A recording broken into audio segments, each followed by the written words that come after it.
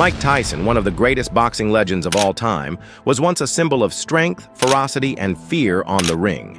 His boxing style made every opponent tremble.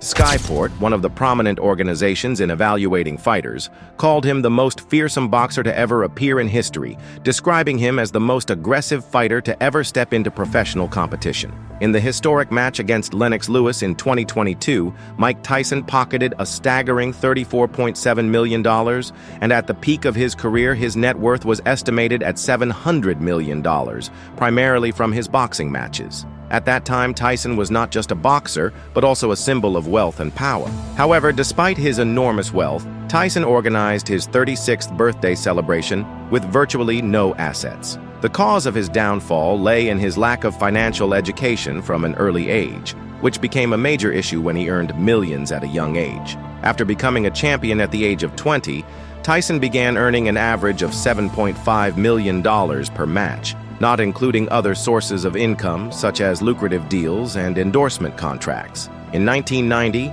Tyson was regarded as the highest-paid athlete in the world, with an income of $28.6 million. However, everything changed when he was sentenced and sent to prison for assault and inappropriate conduct with model Desiree Washington. During his 3-year prison sentence, from 1992 to 1995, Tyson was unable to earn a single dollar, but after being released, he didn't face much financial difficulty. Thanks to sponsorships and deals, Tyson quickly regained a portion of his wealth. However, his lavish lifestyle never stopped. Tyson spent money on expensive sports cars, luxurious mansions, and extravagant gifts for his ex-wife. For example, he purchased 110 cars, including a Bentley worth $320,000.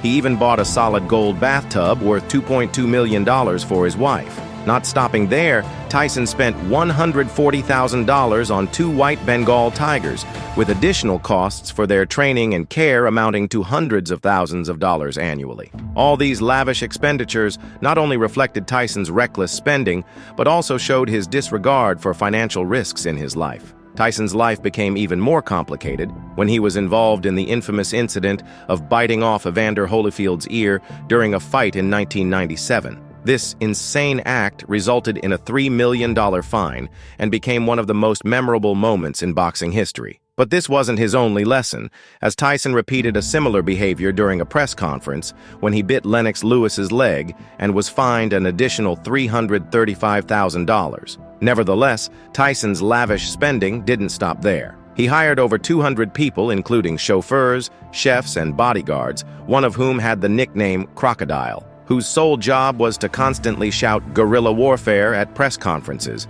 earning $300,000 in 1996. Additionally, Tyson even generously paid for everyone's drinks at a nightclub without hesitation. These extravagant expenses gradually drained his finances. In 2003, Tyson faced a severe financial shock. He owed $133 million in taxes, loans, and other expenses. All his assets, including his luxurious homes and cars, were seized and auctioned off. By this time, Tyson had only $1,250 in his bank account. His mansions in Las Vegas, Ohio, and Maryland were all sold, and he only had one SUV that was yet to be paid off. Tyson filed for bankruptcy, while his living expenses that month totaled over $400,000, with his earnings only amounting to $38. From a boxing legend with millions of dollars in assets, Tyson was now broke. However, Tyson didn't give up. He began to rebuild his life with an ambitious plan, hoping to earn at least $19.5 million from boxing in the next 3 years. Despite failing in 2 final matches before retiring, Tyson remained a media figure.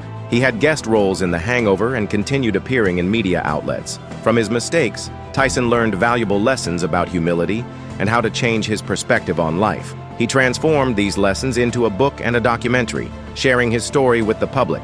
Tyson also continued rebuilding his life, purchasing a new home in Las Vegas and seeking happiness by not allowing money to dictate his fate. Ultimately, Tyson realized that true happiness doesn't come from wealth, but from living with humility and changing his approach to life.